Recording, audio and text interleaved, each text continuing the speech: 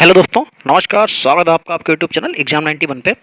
दोस्तों देखिए, हम लोग जो प्रैक्टिस सेट कर रहे थे यूपीपी के लिए, तो देखिए कल कुछ टेक्निकल इशू था जिसमें कुछ इंटरनेट ही नहीं, उसमें मतलब कनेक्टिविटी ही नहीं आ रही थी।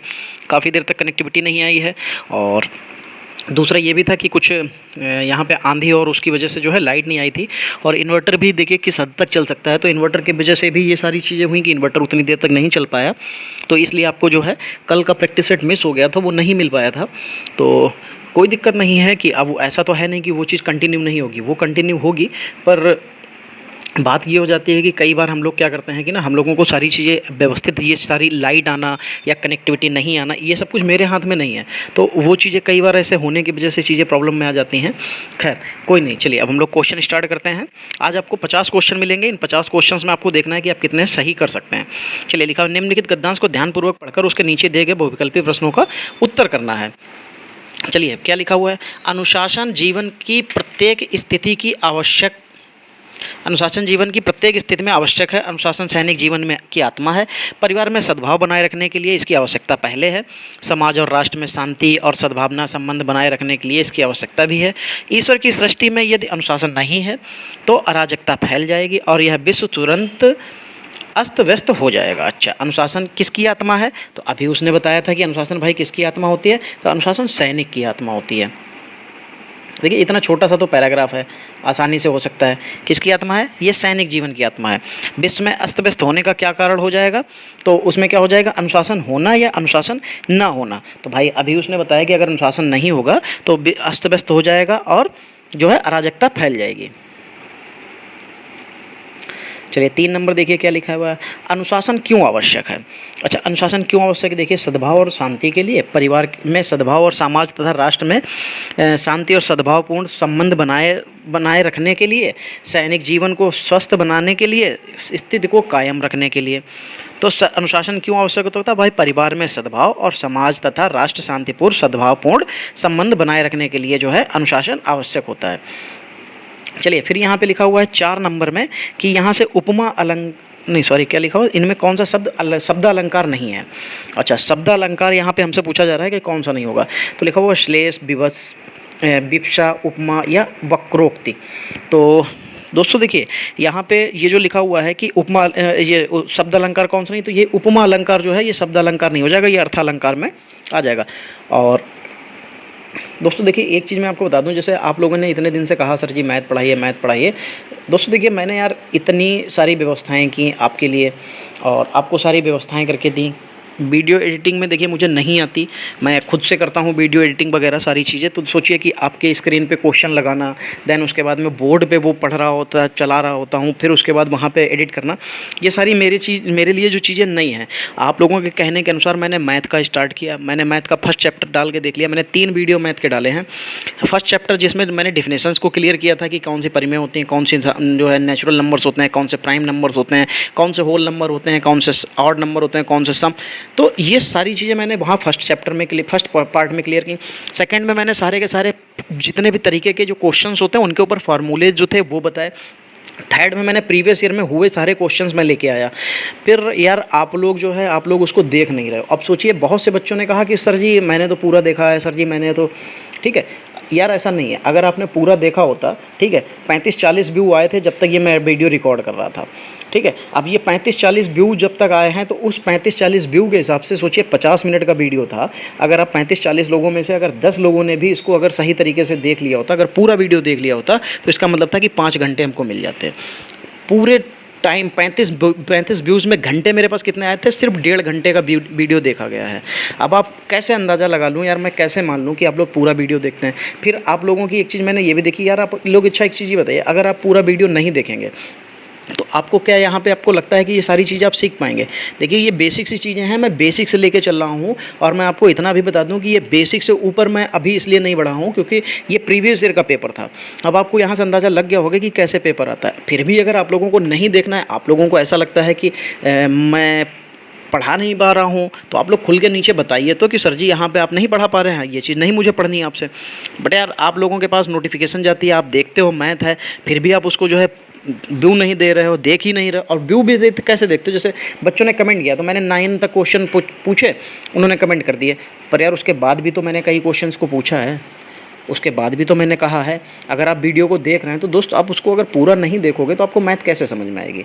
और अगर आपको मैथ इतने ही अच्छी तरीके से आती है तो फिर मुझे नहीं लगता कि आपको ये एग्ज़ाम के लिए कहीं से कुछ तैयारी करने की भी ज़रूरत है, क्योंकि मैथ अगर अच्छी आ रही है, रीजनिंग आपसे हो जाएगी, फिर हिंदी भी आराम से हो जाएगी, क्योंकि हिंदी में थोड़ा ही बहुत पढ़ना पड़ता है, फिर तो आपकी नौकरी लग जाएगी ना। तो फिर इतना भागने की ज़रूरत नहीं है। देखिए, ये कोई वो ऐसा नहीं है, बस मेरा कहना ये है कि अगर आपको ये सारी चीज़ें आती हैं तो आपको इतना भागने की ज़रूरत नहीं है। आप प्रैक्टिस कीजिए बस खाली डेली की डेली, वो भी आप कोई भी प्रैक्टिस सेट खरीद लीजिए, उससे प्रैक्टिस करते रहिए, आपका फाइनल हो जाएगा। बट दोस्त, अगर आप यहाँ पे आके मुझसे ये डिमांड भी करते हैं कि सर मैं तो आपका वीडियो देखता हूँ, या मैं आप मैथ कराइए, मैं मैथ देखूँगा, तो भाई आप लोगों के लिए अगर मैं मेहनत कर रहा हूँ, मैंने सारी चीज़ें इक्विपमेंट्स खरीदे, बोर्ड खरीदा, मोबाइल होल्ड करने के लिए जो है मैंने ट्राइपॉड खरीदा, फिर लाइट की सारी व्यवस्थाएं की, ये चीज़ों में मुझे टाइम लगा, मैंने जब व्यवस्थाएं करके सारी चीज़ें आपके लिए प्रोवाइड की, ठीक है। अब आप लोग क्या करते हैं, आप लोग कहते हैं अरे सर जी ये हो गया वो हो गया। भाई दोस्त देखिए यार, क्या होता है, दो तरीके से चीज़ें होती हैं। एक होता है जैसे जो बना रहा है वो किस लिए बनाता है, क्योंकि आप लोगों ने कहा। फिर एक होता है जो आप लोग देख रहे हैं, क्यों देख रहे हैं, क्योंकि आप लोगों ने उससे डिमांड की, वो बना के लेके आया। पूरे सोचिए, पूरे 12 घंटे बीत चुके हैं जब मैं ये वीडियो रिकॉर्ड कर रहा हूँ, और 12 घंटों में आप लोगों ने व्यूज़ कितने दिए हैं? 35 व्यूज़ आए हैं, ठीक है, नहीं 40 व्यू हैं, सॉरी 40 व्यू हैं। अब यार आप लोग ये सोचिए, 40 व्यू दे रहे हैं पूरे दिन में, क्या मैथ सिर्फ इतने लोगों को ही ज़रूरत है?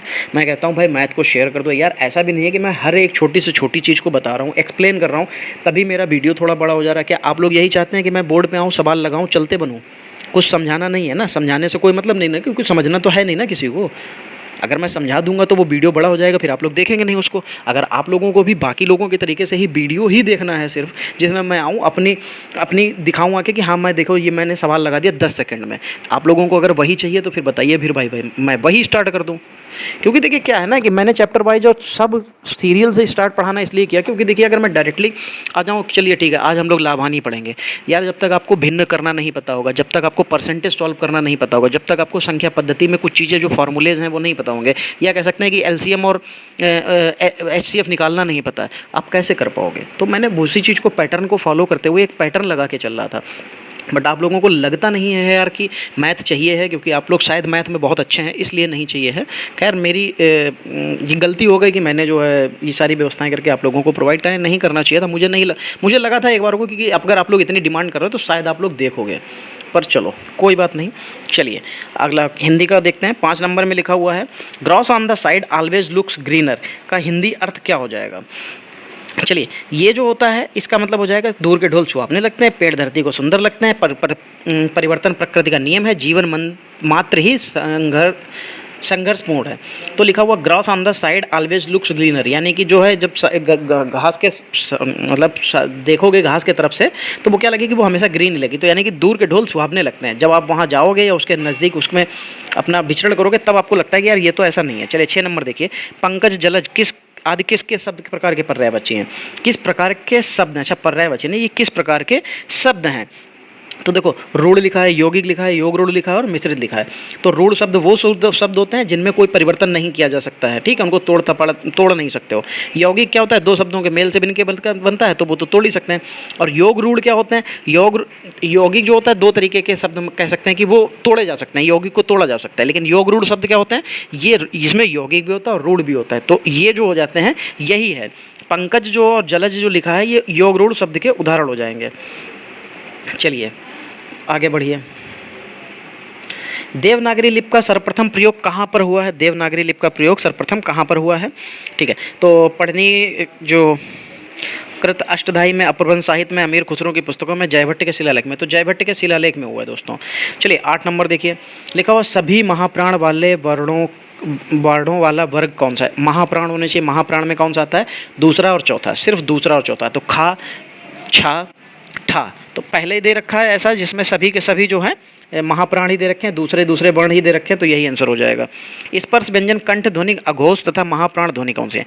देखो स्पर्श व्यंजन भी होने चाहिए, कंठ भी होना चाहिए, ध्वनि भी होनी चाहिए, अघोष भी होने चाहिए और महाप्राण भी होने चाहिए। स्पर्श व्यंजन 25 होते हैं, का से लेके जो है हमारे ना तक, ठीक है। तो आपने यहाँ पे देख लिया होगा, तो स्पर्श व्यंजन इनके बीच का कोई भी हो सकता है। फिर कंठ, कंठ कौन से होते हैं? का वाली जितनी भी सीरीज होती है, का वाला जो 5 वर्ण होते हैं वो पूरे कंठ होती है, तो का वाली ही देखनी, का खा सब पूरी का वाली ही लिखिए, ठीक। फिर अघोष, अघोष का मतलब होता है कि अघोष में पहला और दूसरा ही आता है, क्योंकि अघोष को मैंने अपने देखिए वर्णमाला में मैंने वहाँ पे बहुत अच्छे से एक्सप्लेन किया है दोस्त। वीडियो इसीलिए बनाए जाते हैं अलग से, क्योंकि अगर देखिए सारी प्रैक्टिस चीज़ में, प्रैक्टिस सेट में ही मैं सारे नियम अगर क्लियर करने लग जाऊँगा ना, तो ये वीडियो 2-2 घंटे का बनेगा, तो यहाँ पे नहीं हो सकता ना। इसीलिए मैंने वर्णमाला का आपको अलग से वीडियो दिया, जिससे आप लोग वर्णमाला को देखें जाके, और वहाँ से आपको पता चले कि यार वर्णमाला में क्या क्या चीज़ें हो सकती हैं और कैसे हो सकते हैं। वो मैंने बहुत अच्छे से एक्सप्लेन करने की कोशिश की, और जहाँ तक है मुझे ऐसा लगता है कि काफ़ी हद तक थोड़ा सा मैं उसमें सक्सेस भी हुआ हूँ। बच्चों के रिप्लाई देखता हूँ तो बच्चों को लगता है कि यार ये तो बहुत अच्छे से कर रहे हैं।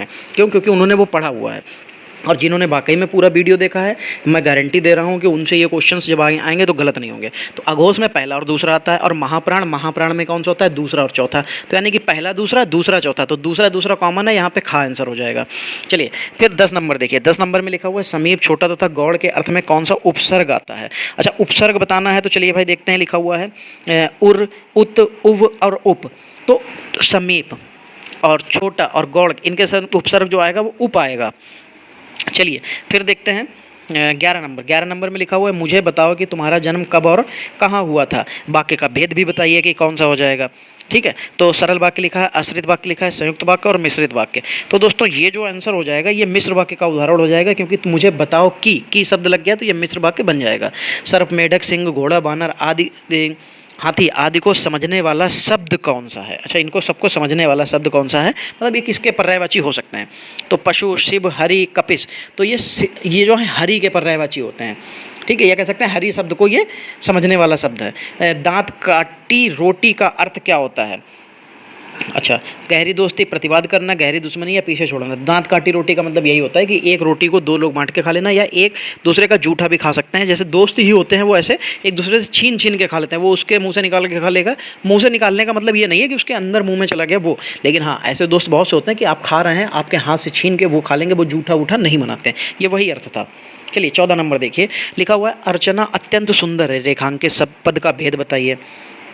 अच्छा भाई, तो अर्चना अत्यंत सुंदर है, रेखांकित पद का भेद क्या हो जाएगा? चलिए देखिए, अत्यंत के लिए कहा गया, तो अत्यंत आपको भी पता है कि ये क्या हो जाएगा? ये विशेषण और प्राविशेषण, विशेष विशेषण या सविशेषण। तो ये प्राविशेषण हो जाएंगे। प्राविशेषण क्या होते हैं? जो किसी विशेषण की भी विशेषता बता दें वो प्राविशेषण। तो यहाँ पे सुंदर की क्या हो गए? एक तो सुंदर होना ही उसकी विशेषता थी, फिर वो अत्यंत हो गया, तो अत्यंत का मतलब ये प्राविशेषण हो जाएगा। चलिए 15 नंबर, उनके द्वारा अपना काम अब तक नहीं किया गया, अंग्रेजी में अनुवाद कीजिए। चलिए भाई देखिए, इसका अंग्रेजी अनुवाद क्या हो जाएगा? By them their work was not at been finished, their work has not yet been finished by them, their work has not been finished yet, their works have not been the complete by them। तो second option यहाँ पे बिल्कुल सही लिखा हुआ है। चलिए फिर आगे बढ़ते हैं, पेज नंबर 3 और क्वेश्चन नंबर 16। चलिए लिखा हुआ है निम्नलिखित में से तत्सम शब्द कौन सा हो जाएगा? तो भाई यहाँ पे तत्सम शब्द बताना है। तत्सम शब्द देखिए कौन सा हो जाएगा, एक सेकंड रुकिए। हाँ, तो लिखा हुआ है शिखा, चंदा और रात और बात। तो जो तत्सम शब्द है वो शिखा हो जाएगा दोस्तों। तत्सम शब्द कौन से होते हैं? जो संस्कृत भाषा से ज्यों के त्यों उठा के रख लिए जाते हैं, वो तत्सम शब्द होते हैं। चलिए सोना का पर्यायवाची शब्द बताना है। चलिए भाई, सोना का पर्यायवाची शब्द क्या हो जाएगा? पनग, ललित, चित्तकर्षक या जातरूप। सोना का तो भाई जातरूप हो जाएगा। चलिए आगे बढ़ते हैं, लिखा हुआ है कि निम्न विकल्पों में से सही विकल्प छांटिए। तो लिखा हुआ है जीवन क्षणभंगुर है, व्यर्थ नष्ट न करें। जीवन क्षणभंगुर है, व्यर्थ नष्ट नहीं करें। जीवन क्षणभंगुर है, व्यर्थ नष्ट ना करें, और जीवन क्षणभंगुर है, व्यर्थ नष्ट ना करें। अच्छा देखो, पहले और तीसरे में सिर्फ अंतर इतना है कि जो क्षणभंगुर लिखा हुआ है उसमें गुआ में बड़े ऊ की मात्रा लगी है, जो कि नहीं लगेगी, छोटे ऊ की लगेगी। तो इसीलिए पहला वाला ऑप्शन यही बिल्कुल सही हो जाएगा। चलिए भाई, फिर इसके बाद आगे बढ़ते हैं, क्वेश्चन नंबर 19 देखते हैं। लिखा हुआ है अनिश्चयवाचक सर्वनाम का अपवादन कारक में बहुवचन रूप होगा। क्या रूप होगा? अनिश्चयवाचक सर्वनाम या अपादान कारक में बहुवचन रूप होगा। किसी से, किन से, किन्हीं से या किन से, किन को। तो यहाँ पे जो 19 नंबर में तीसरा ऑप्शन दे रखा है किन्हीं से, यही जो है आपका सर्वनाम का अपवादन कारक बहुवचन रूप हो जाएगा। चलिए, प्रत्याशा शब्द में उपसर्ग है, प्रत्याशा शब्द जो लिखा हुआ उसमें उपसर्ग क्या हो जाएगा, उपसर्ग कहाँ लगता है पहले, तो आशा होता है उसमें, अगर आशा में आप लोग जोड़ देंगे प्रति तो क्या हो जाएगा, ये आपका आंसर हो जाएगा। तो प्रति आशा, तो प्रति आशा हो जाएगा। चलिए आगे बढ़ते हैं। 21 नंबर देखिए, यदि सभी राज्य सरकारों को कोई एक सरकारी पत्र भेजा गया हो तो उसे क्या कहा जाता है। यदि किसी सभी राज्य सरकारों को कोई एक पत्र भेजा जाए तो उसे क्या कहते हैं, तो उसे दोस्त परिपत्र कहते हैं। चलिए 22 नंबर देखिए क्या लिखा हुआ है, धूसर का पर्यायवाची शब्द कौन सा हो जाएगा, तो धूसर जो होता है वो खनक, सदन, बेसर और गजबदन। तो जो धूसर पर्यायवाची शब्द होगा बेसर का, और इसका मतलब होता है गधा। चलिए भाई आगे बढ़िए। 23 नंबर देखिए, यदि आपको अपने मित्र को पत्र लिखना पड़े तो संबोधन में लिखेंगे। वैसे तो अब आपको, मुझे पता है आपके दिमाग में बहुत सी खुराफाते वाली चीज़ें आ रही होंगी कि अपने दोस्तों को क्या क्या लिखना है, लेकिन दोस्त वो सब चीज़ें मजाक के लिए वो सब वहाँ पे ठीक हैं। लेकिन यदि आपको अपने मित्र को पत्र लिखना पड़े तो संबोधन में क्या लिखेंगे, प्रिय मित्र लिखेंगे। लिखता तो खैर कोई दोस्त नहीं है, उनके मन में तो बहुत सी चीज़ें आती हैं, और वो इस चीज़ को मैं इसलिए समझ रहा हूँ क्योंकि देखिए मेरे भी दोस्त हैं, हम लोग भी आपके दौर से गुजरे हुए हैं, तो ये सारी चीज़ें मुझे पता हैं। चलिए, कौन सा अधिकरण तत्पुरुष समास नहीं होगा। अच्छा भाई, अधिकरण तत्पुरुष समास यहाँ पे नहीं होगा।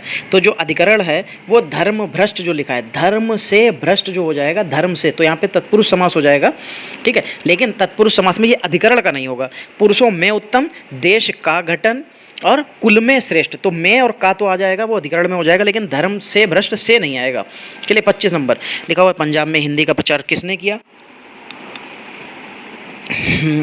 ये सदल मिश्र, श्रद्धाराम फुल्लोरी, लल्लू लाल और राजा राम मोहन राय। तो पंजाब में हिंदी का प्रचार जो है श्रद्धाराम फुल्लोरी ने किया था। फिर लिखा हुआ अतियुक्ति शब्द में संधि विच्छेद है, तो अतियुक्त संधि में संधि विच्छेद, इसका संधि विच्छेद क्या हो जाएगा, अति प्लस युक्ति। तो अति प्लस युक्ति का मतलब हो जाएगा कि छोटी ई और फिर छोटा ऊ, और ये अतियुक्त छोटा, ठीक है, या बन जाएगा, और ये गुण संधि हो जाएगा। क्या हो जाएगा, गुण संधि। जिस दिन मैं आपको संधियाँ पढ़ाऊंगा, आप भी जैसे मैंने अभी ये सारी चीज़ें की हैं ना आपके सामने, ऐसे ही आप लोग भी करना सीख जाएंगे। उसमें कुछ नहीं होता है, आसानी से आप ये नियम निकालना सीख जाएंगे, कोई समस्या नहीं आएगी। चलिए 27 नंबर लिखा हुआ है, कौन सा कथन असत्य है। चलिए भाई देखिए, इसमें लिखा हुआ है अर्थशास्त्री पत्र मित्रपूर्ण भाषा में लिखा जाता है, संबोधन के लिए प्रिय लिखा जाता है, स्व निर्देश के लिए आपका सद्भावी सिंरल्ली लिखा जाता है, इसमें भेजने वाले हस्ताक्षर पद का उल्लेख होता है। अच्छा देखो, कौन सा कथन गलत है यहाँ पे, तो देखो उसमें उसका हस्ताक्षर हो ऐसा ज़रूरी नहीं होता, जो भेजने वाला होता है उसका हस्ताक्षर होना ज़रूरी नहीं होता है। फिर लिखा हुआ है drawing man catch a straw का अर्थ क्या होता है, जो drawing man catch a straw का अर्थ क्या हो जाएगा, ठीक। लिखा हुआ डूबने वाले को तिनके का सहारा, नहीं, डूबने वाले को नहीं, क्या होता है, डूबते को तिनका का सहारा। अच्छा, डूबने वाले को भगवान बचाता है, डूबते को तिनका का सहारा। देखिए तीसरा आ गया, तो डूबते का तिनका का सहारा हो जाएगा। चलिए 29 नंबर। और दोस्तों, आप लोगों के कमेंट देखने के बाद मैंने जो मैथ वाला पेपर था जो मैंने बोर्ड पे आपको सॉल्व कराया था, मैंने देखा था कि आप लोग, बहुत से लोग कह रहे थे सर जी दिखाई नहीं दे रहा। तो दोस्त यार, मैंने तो उसको देखा है, तो मुझे तो इसकी मोबाइल की स्क्रीन और लैपटॉप की स्क्रीन पे पूरा का पूरा सही तरीके से दिखाई दे रहा है, उसकी क्वालिटी भी अच्छी है। तो ऐसा तो नहीं है, क्योंकि मैं क्वालिटी को तो HD में करता हूँ, और मुझे नहीं लगता कि यार उसकी क्वालिटी नहीं अच्छी है। सोचिए 8-8, 10-10 GB का एक वीडियो बनता है और फिर क्वालिटी तो अच्छी नहीं हो, ऐसा मानना थोड़ा सा मुश्किल है। चलिए 29 नंबर देखते हैं।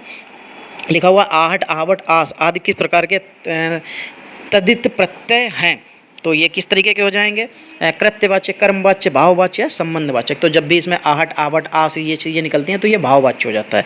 पुल्लिंग शब्द देखिए 30 नंबर में क्या लिखा हुआ है, पुल्लिंग वाचक शब्द छांटना है। क्या लिखा हुआ है पुल्लिंग में, कैमरा चलाया जाता है, पायल बजती है, प्लेट रखी जाती है, तलवार चलाई जाती है। तो सब में आ रहा है कैमरा ही एक ऐसा है जिसमें चलाया जाता है, जाता शब्द आ रहा है।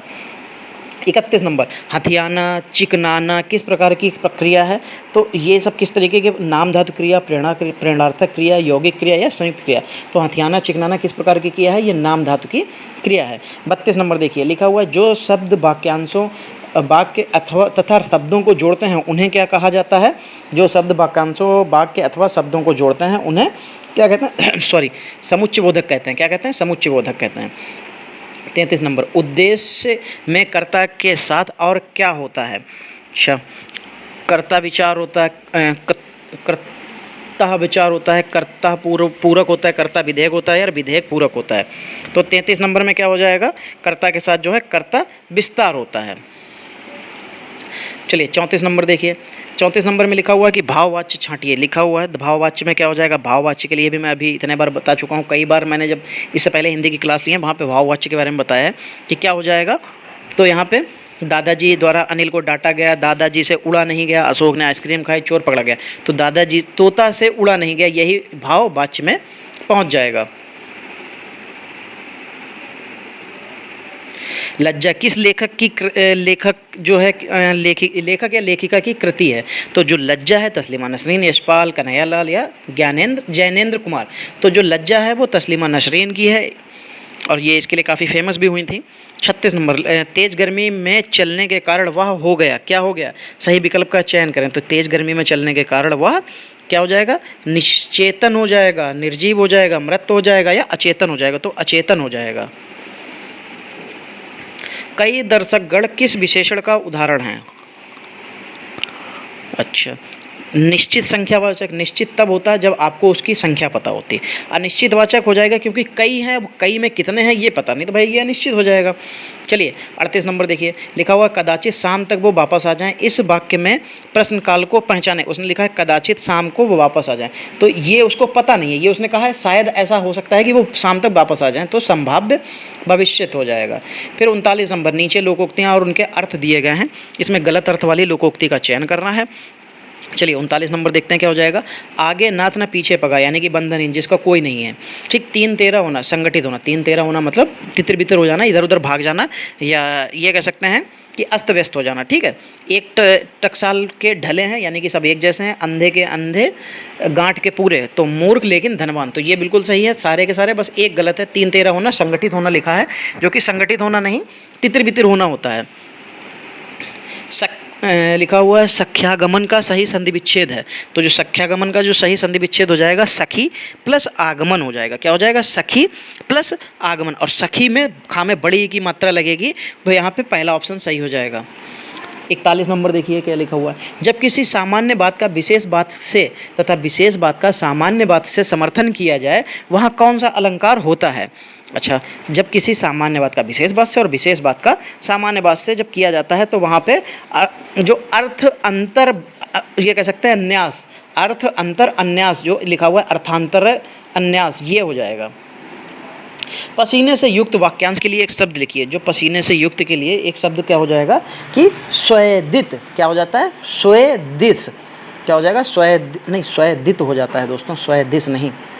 वहाँ पे देखिए ये ऐसे ही गलत होते हैं क्वेश्चन जो पेपर में जब हमारे क्वेश्चन आते हैं। तो देखिए 42 नंबर में क्या लिखा हुआ है, 42 नंबर में लिखा हुआ है स्वेदिश और स्वेदित। तो स्वेदित होता है ना कि स्वेदिश। ठीक, यहीं से सवाल हमारे गलत हो जाते हैं।